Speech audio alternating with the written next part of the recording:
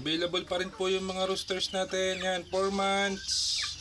Going 5 months na roosters. Ayan, available po.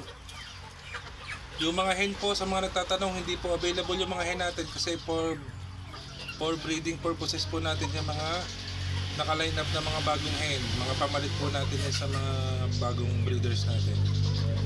Sa mga rather sa mga sa mga matatandang breeders natin, may mga yan po mga bata na hen na yan, yes. Mga pamalit po natin yan. Mga roosters po available.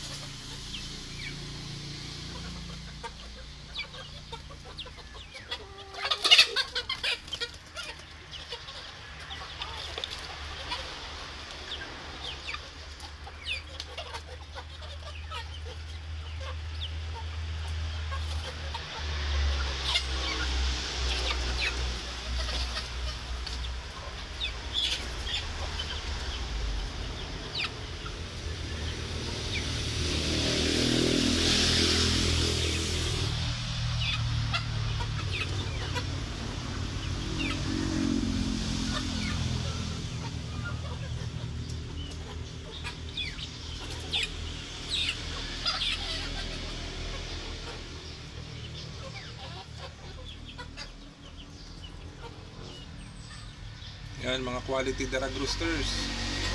Sa mga naghahanap po dyan ng pangganador, pangasta, yan, meron po tayo. Siguro mga 2 buwan na lang, kakasta na to.